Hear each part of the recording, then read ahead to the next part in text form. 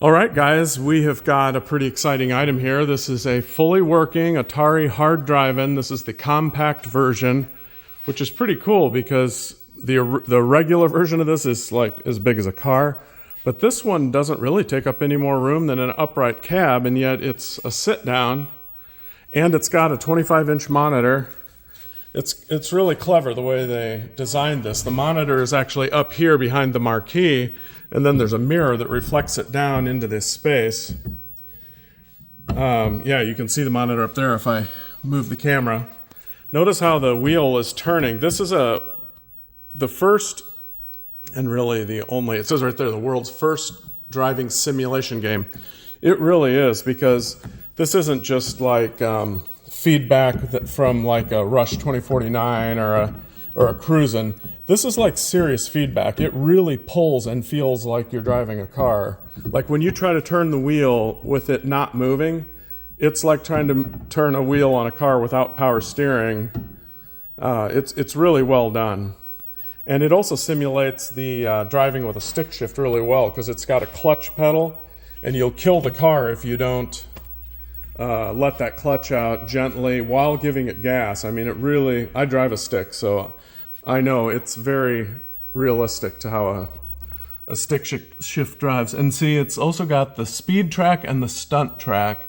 So there's two different tracks on this game, depending on what you want to do. It's really a fun game. This game, when it came out, from what I understand, was an absolute barn burner. It just made a killing for like a decade. And actually, I've got one of these in my arcade, Arcadia, and it's been in there for 15 years, and it does great, and people love it, and it'll never leave. So this just is an extra one I've got.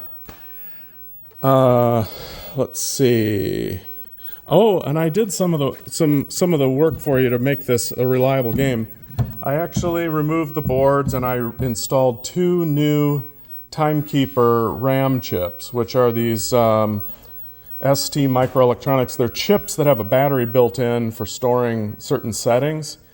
And if those die on this, the game will still work, but you'll have to, every time you boot it up, you'll have to go through the initialization where you initialize the pedals and the wheel and everything. Real pain in the butt. So I ordered and replaced both of those chips. They're about, I don't know, 10 or 15 bucks a piece. So two new chips there, so it keeps its settings and it keeps the high scores and all that. I also rebuilt the monitor, and it has a perfect picture. As you can see, it's sharp, it's converged well, it's centered, it's flawless.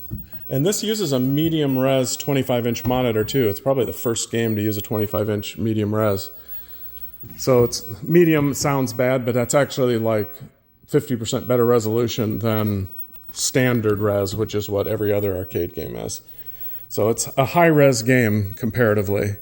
Coin door, I put two new locks on. It's got working coin mechs and an original coin box.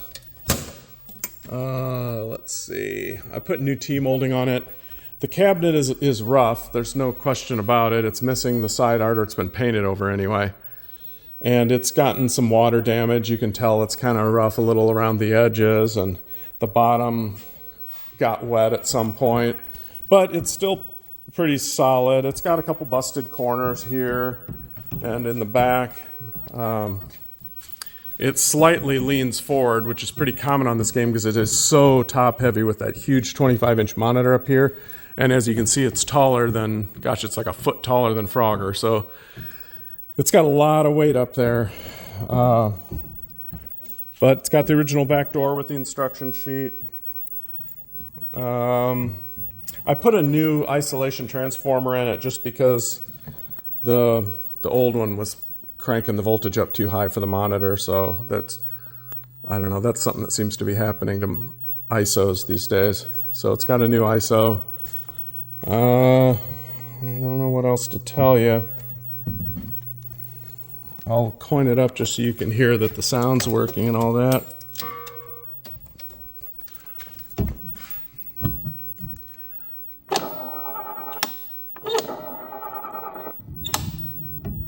I should turn the volume up a little bit. Yeah, hang on a second. Let me, all right, I'm going to take another video of it playing just because I need to get the volume adjusted.